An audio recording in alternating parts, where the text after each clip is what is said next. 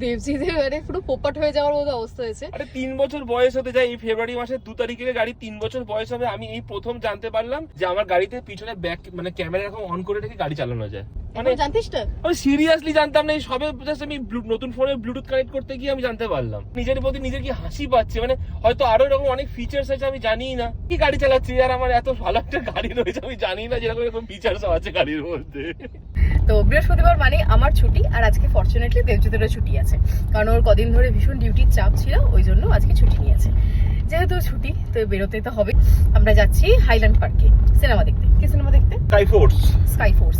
আমার ইচ্ছে ছিল এমার্জেন্সিটা দেখবো, কিন্তু দেবজিৎ বলল ওটা আবার শনি রবিবার যদি আমার ছুটি থাকবে সেদিন যাবো। কিন্তু মায়ের তো জন্মদিন আসছে। রবিবার জন্মদিন, শনিবার তো নেই, আমার শনিবার ছুটি আছে। খুব স্পেশাল দিন আসছে, সেটা হচ্ছে মায়ের জন্মদিন। At the same time blog শুরু করেছি আজকে, ওই 2রা ফেব্রুয়ারি এলে 1 বছর পূর্ণ হবে। আর আমার গাড়ির জন্মদিনও 2রা ফেব্রুয়ারি। হ্যাঁ, আমাদের গাড়ির জন্মদিনও 2রা ফেব্রুয়ারি। একদিনে 3টে সেলিব্রেশন আছে। একদম।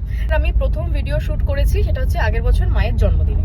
আর আমার এই ব্লগিং, এই চ্যানেল খোলা বা চ্যানেলের নাম চুজ করা, এই সমস্ত কিছু যেটুকু যে কটা মানুষ আমাকে দেখে, পিছনের পুরো ক্রেডিটটা যায় হচ্ছে আমার শাশুড়ি মায়ের। মানে সেই আমাকে জোর করে, আমাকে মোটিভেট করে এই জিনিসটাকে মানে আর কি করিয়েছে। সবসময় বলতো না হলে না চললে না চলবে, কি আছে, একবার ট্রাই তো করে দেখ, চেষ্টা তো করে দেখ, চেষ্টা তো করতে কোনো অসুবিধা নেই। তো চেষ্টা করতে করতে এখন যখন এতগুলো মানুষের ভালোবাসা পাই, সত্যি খুব ভালো লাগে, তাই না বল?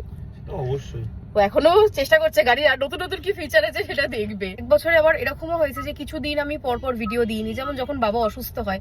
কি টুকটুক করছিস? যখন বাবা অসুস্থ হয় তখন যেমন ভিডিও আমার যায়নি, প্রচুর ইরেগুলার হয়েছি আমি। অ্যাট দ্য সেম টাইম অনেক সময় রেগুলারও ছিলাম। সবকিছু মিলিয়ে মিশিয়ে একটা বছরে আমার যে কজন আমাকে দেখেন, থ্যাংক ইউ সো মাচ। ক টাকা দিয়ে টিকিট কেটেছিস? অনেক টাকা দিয়ে। হ্যাঁ, ইয়ার কি আমাদের বেশ লেটই হয়ে গেছে, আর এদিকে সিনেমা স্টার্টও হয়ে গেছে। তারা হুড়ো করে এবার ঢুকছি। কত স্ক্রিন নাম্বার কত? বাবা, সবে শুরু হচ্ছে, ভালো টাইমে ঢুকেছি। সিনেমা দেখে বেরিয়ে আমরা এসেছি স্মার্ট বাজারে। না, যেটা নিতে যাবো সেটা না, যেটা নিতে যাবো না, এই বনমিটা নেবো না, হরলিক্স নেবো না, কুত্তালেরও খাওয়া অভ্যেস, তুই কুত্তালেরও খা। এই নেরো বিস্কুটে যে টেস্ট আছে না, সেটাই বড় লোকই রাস্টে নেই। হ্যাঁ, এইগুলো নে, কাজে দেবে। এগুলো নে ভালো করে। আরো দুটো নিয়ে, ভালো কথা বলছি। 121 টাকা করে দাম। রেখে দে। না, দুটো নিলাম। হ্যাঁ, দুটো নে। মুভি দেখা কমপ্লিট করে তারপর গ্রসারি শপিং করে দেবজিদের এক কারি খরচা করিয়ে, সেই চাল ডাল তেল নুন এগুলো তো আমরা একাই খাইবো, তো খাই না। না মুখের কি সব ওই ঢাকা কাপড় সব কিছু নিলি? ঢাকা কাপড় নিইনি আমি মুখের, লাগাই না শীট মাস্ক। সাতার মাথা 50 খানা শুধু খরচা করে দিল বেকার। আমরা যখন মানে বিয়ের আগে করে আমরা খুব প্রিন্সেপ ঘাটে যেতাম, গিয়ে গঙ্গার ধারে বসতাম, প্রেম করতাম আর পাও ভাজি খেতাম। আজকে সেই দিনটাকেই আমরা আরেকবার করে এনজয় করব একইভাবে। হ্যাঁ, আর পাও ভাজিগুলো এত ভালো খেতে হয়, অ্যাসিডের পুরো জম হয়, সেটা আলাদা ব্যাপার।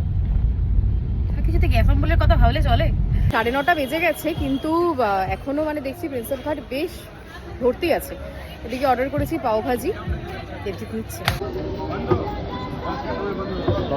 আমরা আগে যেমন বিয়ের আগে বসে বসে এখানে গল্প করতাম, এরকমভাবে এখন গল্প করছি। কিন্তু ব্যাপারটা হচ্ছে দেবজিতের এই গল্পের মাঝখানে আরসালানের বিরিয়ানি খেতে ইচ্ছা হয়েছে।